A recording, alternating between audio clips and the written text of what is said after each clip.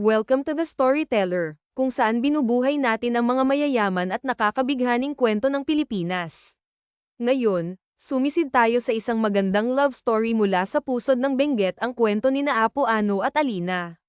Kung mahilig ka sa mga kwento ng kultura, siguraduhing mag-subscribe at pindutin ang icon ng kampanilya upang sumali sa amin sa mas hindi ka panipaniwala na mga paglalakbay sa kasaysayan at alamat.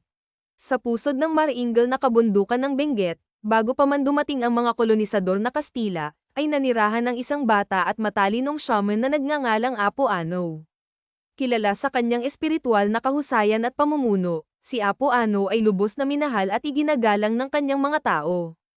Isang masaklap na araw, habang inaalagaan ang mga pangangailangan ng kanyang mga tao, nakilala ni Apo Ano si Alina, isang manggagamot mula sa kalapit na nayon. Nagningning ang mga mata ni Alina sa karunungan at kabaitan na sumasalamin sa kanyang sarili.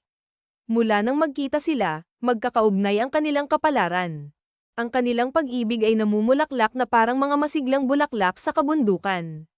Lalong lumakas ang bonding ni na Apo Ano at Alina habang ibinabahagi nila ang kanilang kaalaman at pangarap, sa bawat araw ay mas napapalapit sila. Ngunit ang kanilang kaligayahan ay nanganganib dahil sa matinding tagtuyot na tumama sa kanilang lupain. Natuyo ang mga pananim, at natuyo ang mga ilog. Ang mga taga-nayon ay umasa sa kaligtasan ni na Apo Ano at Alina. Sa pagguhit sa kanilang pinagsamang espiritual na lakas, nagsagawa si na Apo Ano at Alina ng isang sagradong ritual. Ang kanilang pagmamahal at dedikasyon sa kanilang mga tao ay napakadalisay kaya tumugon ang kalangitan, at nagsimulang bumuhos ang ulan, na nagpapanumbalik ng buhay sa tuyong lupa. Nagalak ang nayon ng ibalik ng ulan ang mayabong na luntiang halaman at masaganang ani. Ang pag-ibig ni na Apo Ano at Alina ay hindi lamang nagligtas sa kanilang mga tao kundi naging alamat din, na ipinasa sa mga henerasyon.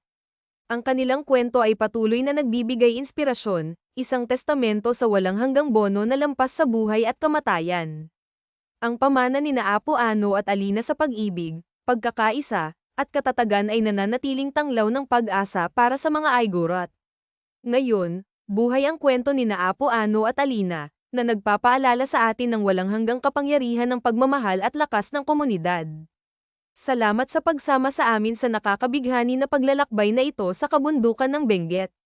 Kung natuwa kayo sa kwento ni na Apo Ano at Alina, huwag kalimutang mag-like, mag-comment, at mag-subscribe sa The Storyteller para sa mas kaakit-akit na mga kwento mula sa mayamang tapis ng kulturang Pilipino.